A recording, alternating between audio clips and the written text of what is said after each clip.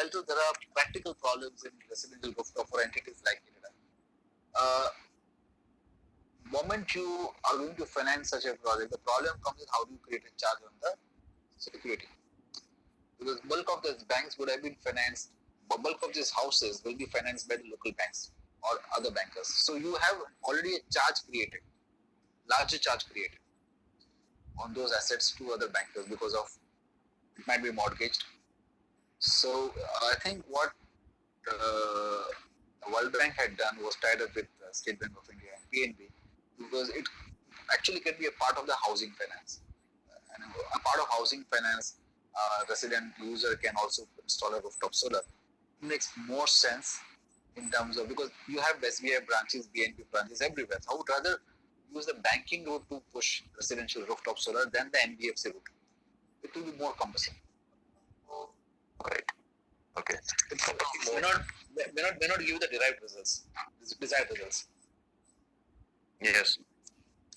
Okay. Last couple of questions. What is the typical DSCR, debt service ratio you expect in a project, and how do you evaluate a project IRR, and what kind of IRR you expect?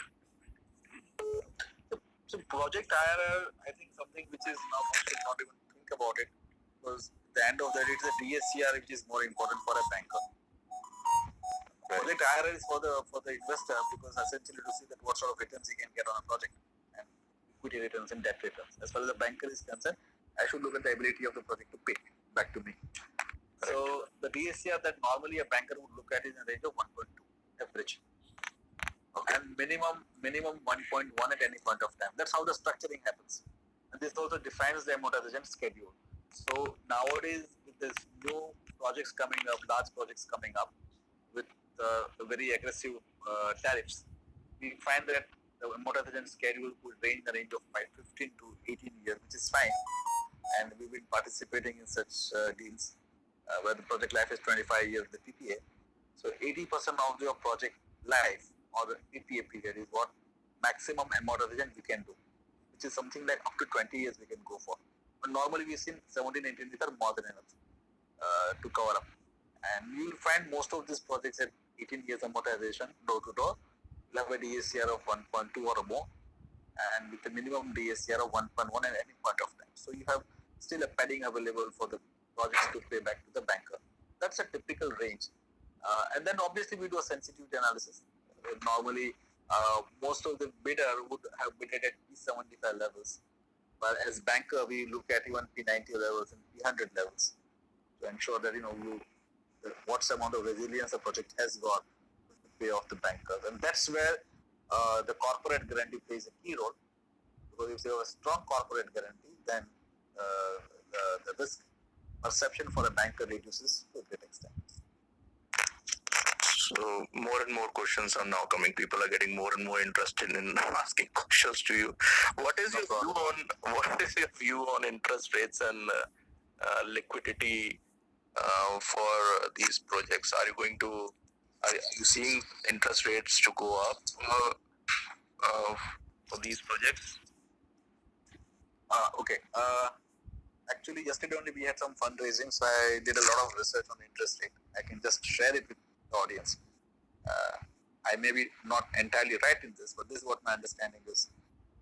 You have actually a fair amount of liquidity in the market today, but market today is very, very sensitive to the not to the pricing, but to the proponent or the people who like to buy this, raise these funds. So what we find in the market today is, if you are if you're not AAA, you should not even attempt to go to the market. Market doesn't want to even look at AA today. So AAA is the norm because the market is very, very skeptical, very, very volatile in terms of where to put their money. Number one. Number two, with the demand contraction going to predicted across the world, including India, you will have more money available in the banks and lesser of credit growth.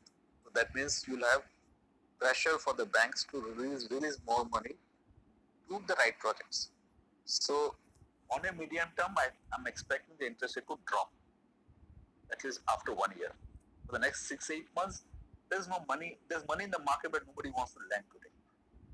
So there's uncertainty. But come down the line of 1 year down the line, you will have money available, and the prices would have fallen for short term.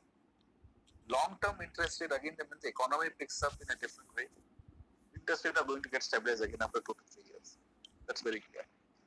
As far as entities like IREDA is concerned, or PFC or REC is concerned, bulk of our borrowings are not from banks. Our borrowings are mostly from the bonds market or from the international line of credit, which are more or less fixed. So even if the interest rate dips, which is essentially if you borrowed from a bank, we definitely have an advantage of reducing our interest rate. Otherwise, the good part with us is we are quite stable in terms of the change of economy. Either way, it doesn't impact much with IREDA, because we have a fairly 60-70% of our borrowing is at a fixed rate on a long-term basis. So we can give you stability. That's what we do. And as far as interest rates are concerned, we work on a cost-plus model. So if there's a reduction in interest rate, this reduction in cost of borrowing, we pass it on to the borrower. And that way most of the government NBFCs are quite transparent in nature. And if there's an increase in our borrowing cost, we also pass it on to the borrower. So that way, it works both ways. So if somebody's going to stay with IREDA for a longer term basis, that's an advantage of staying with IREDA. Yeah, but the problem is that if financing happens only for AAA projects, No. I never said that financing happens for AAA projects. I said if you raise finance today in the market, when I say market, it's essentially bonds market. The bonds market today is only looking at AAA. Nobody else. So when I say money is available plenty in the market today, but it's only for only AAA. That's what the market is doing today. It's not me. It's generally the market. Correct. So I've been seeing AA not getting subscribed by the market. They don't want to. Even if you are from a great pedigree, they don't want to touch you. But if you're a AAA, then they look at you. So that's the case today, and this is going to continue for next 2 to 3 months. Once things open up, the economy opens up, people know by and large what are the business sense, what are the new normals. Again, the market will open up for AA also, and even BBB also. Why not? It will open up at different pricing. But today it is very tight, only limited to AAA. So if you are a solid party and you have a solid rating, you don't have to worry. You can still get money today. And this money will be made available to others also maybe 3-4 months down the line. That's how the market perception would change. As an investment banker, I would rather put my money in a GSEC instrument today than putting in a commercial paper for any other corporate, because you really don't know how the things are going to unfold in the coming period. So I would say hold on for 3 months, 4 months. I'm expecting the prices to go down. Then what is it? Okay. There's a question from Mr. Sumit Agrawal. He's saying, is IREDA financing capital investments or setting up solar cells and panel manufacturing facilities? We do, and that's how we started off. We've been financing manufacturing, setting up term loan, we give term loan for manufacturing from last 30 years. And we did it this year also. And we continue to do so. Okay. For that, I think rating would not, because capital equipment itself would be... We'll have to see from a case-to-case basis. Rating is important because rating essentially tells you what sort of interest rate I have to charge. Right. Then there is a question, as a layman, how a person with 1 megawatt can persuade IREDA for financing? This is a question which is coming from the forum. Fine. I mean to say, IREDA, you can go to our website, it's an online application, you fill it up, and we'll start processing it. And there are certain documents which are required, which are also specified on our website.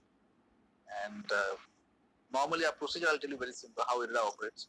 Once anybody files an online application, within 7 to 15 days, you get an answer from us of go or a no-go.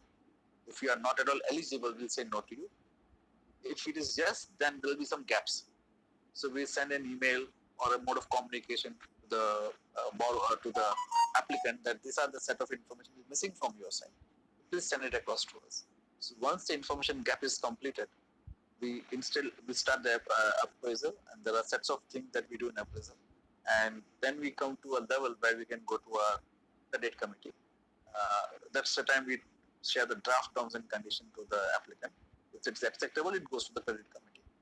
And once the credit committee clears it, then it goes to the competent authority for final sanction.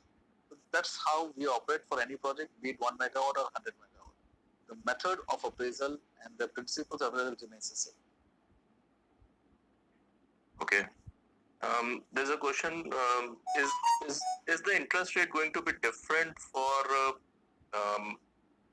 equipments which are made in India versus imported? Are you going to have a differential lending rates? Are you planning to do it? At this juncture, we are agnostic of origin of equipments.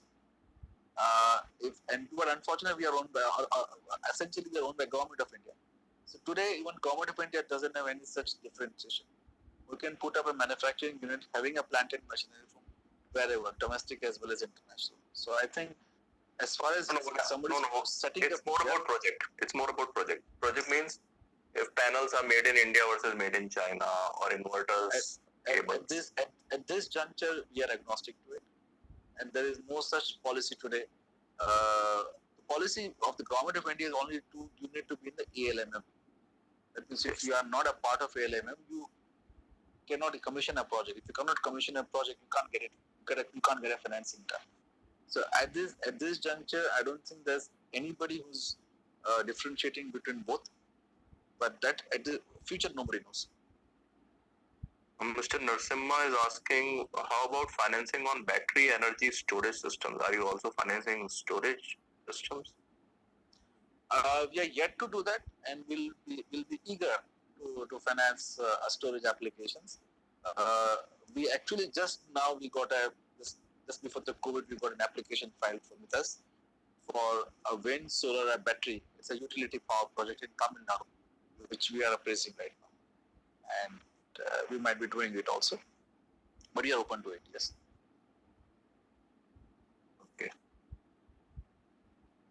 Okay, so I think we have few more, but I think it's very basic, so I would.